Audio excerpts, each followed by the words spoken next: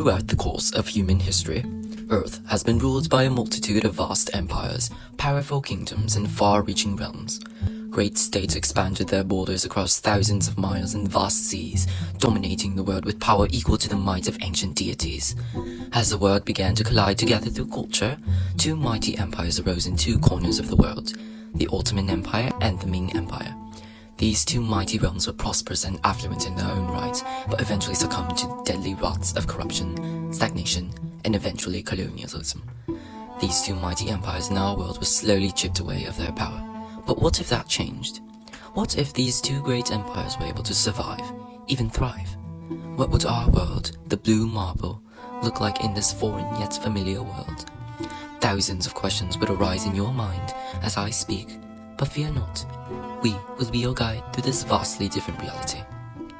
The hygiene was an edict issued by the Ming emperors after the death of Admiral Zheng He, closing the borders of China and dissuading foreign maritime trade through the widely used Indian Ocean Trade Network and later routes. European merchants were barred from entering through Chinese ports, turning the Ming Empire into a hermit kingdom and contributing to their collapse. The Siege of Vienna was a crucial battle fought between the Ottoman Empire and the Austrian Empire. Vienna saw two unsuccessful attempts by the Ottomans to conquer the city. The failure of the Turks to breach Vienna ended all hopes of further expansion into Europe. Dead people. I prefer to have something less grimy. Hold up. Let's redo this. We ask that you silence all phones, close all laptops, and pay close attention to the following. Thank you and enjoy.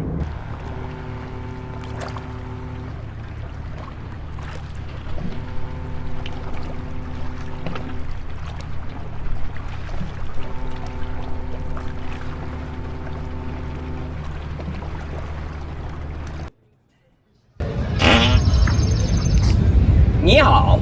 My name is Zheng He. I am an admiral for the Ming Dynasty Imperial Navy. I have sailed 7 voyages around the Indian Ocean Trade Network and facilitated immense trade among all countries. But I decided to explore more for the glorious Ming Empire. Now, the Emperor does not dare to enact this stupid ban on prohibiting all trade. So now, the Ming Dynasty will become great. As the Ming expanded their territory in the east, the Ottomans were busy doing the same in the other direction, conquering Vienna and the rest of Western Europe through the use of deadly gunpowder weapons. After the conquests, the Ottoman Empire sought to discover a new maritime trade route from the Iberian Peninsula to India in order to further partake in the spice trade, sending navigator Abdul Ali westward in hopes of discovering this route. My name is Abdul Ali. I am an explorer sailing on behalf of the Ottoman crown. I make plans around the earth in order to find another lucrative route to Asia, sailing on board the Fatima, Halima, and Muqaddas Aliyah. I will discover this route and claim for the Ottoman Empire. Instead of discovering a new route to India, Abdul Ali found the Americas. He quickly claimed the lands he found, establishing Ottoman colonies in South, Central, and North America. He would then be followed by Ming explorers who also established several colonies in America. However, Ming authority at home would be challenged over corruption of the Tibetan Buddhist temple. Widespread nepotism and internal strife led to calls for reform by one Buddhist monk. On October 31st, 1571, a movement began. Dalai Lama and the Buddhist temple are corrupt. We need reform in the form of the 59 Theses. Behold! The dissident reformation. The power of the Dalai Lama must be limited. Although Liu Mating was quickly excommunicated from the Buddhist temple for his beliefs, Neo-Buddhism was born. This branch of Buddhism emphasized the importance of Buddhist texts over the Dalai Lama's authority and also emphasized core Buddhist beliefs over ritual traditions. The Ming smartly distanced itself from this conflict and focused its attention on expansion southward. The only thing standing in the Ming's way of complete domination of the East was the Mughal Empire. Let's take a look at how this conflict played out. Conquered the entire Orient, Tibet, Mongolia, Central Asia, South Asia, Southeast Asia, and all of the islands of the Pacific are all under the control of the Ming Dynasty banner. You, Ottoman Empire, are just a small step against our mighty conquests. Are you sure about that? We have control over the entire Middle East, all of Northern Africa, hegemony over Europe, and colonies in the Americas. I think you stand no chance.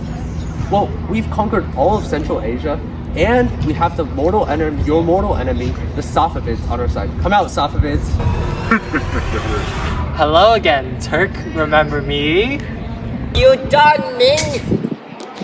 I have allied myself with the Chinese. 现在我有冰淇淋。 You stand no chance against our allies. You are alone, Turk. Sure about that? Google, come here. Take that, stop it. Uh-oh. Show's about to go down, but the question is when. Hey, Ottoman, what? Do you like our food? Yeah, sure, what about it? I'm gonna be totally honest, I don't like your kebab. And I also don't like your hummus either. Well, guess what, China? I don't like your orange chicken. We don't even have orange chicken! Safavid, charge! Google, charge!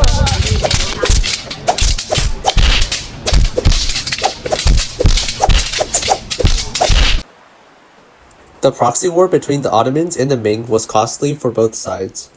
As the conflict raged on in Mughal India for years, many grew wary of the fighting. One diminutive general began to gather troops for the armed conquest of war-torn areas. Marhaban and namaste. My name is Nawad Balasuriya and I am from the island of Sri Lanka. I am here to conquer all of the Eurasian continent under the grasp of the Ottoman Empire. Follow me. I will conquer all of this land here. Freedom, equality, justice, or oblivion. Balasuriya's conquests were initially successful, taking all of India and land from both the Ottomans and the Ming. However, his attempted conquest of Arabia's vast deserts ended in disaster with the near destruction of Balasuriya's grand army. After his defeat, Balasuriya was isolated to Bouvet Island and died 6 years later. Now, as we turn the page to the 20th century, tensions began to boil over once again between the two superpowers.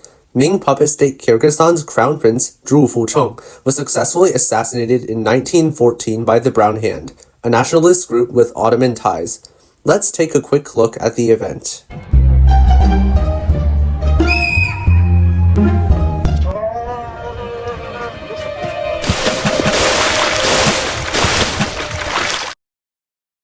After Zhu Fucheng's quite unfortunate death, World War I broke out between the Ottomans and the Ming. After a Ming victory, the Ottoman Empire was forced to pay costly tribute to the Ming crown as war reparations.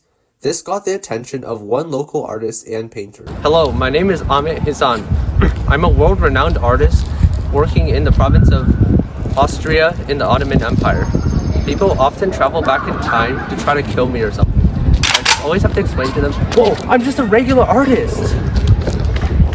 Come check out my paintings in the Belvedere in Vienna, Austria. See you next time.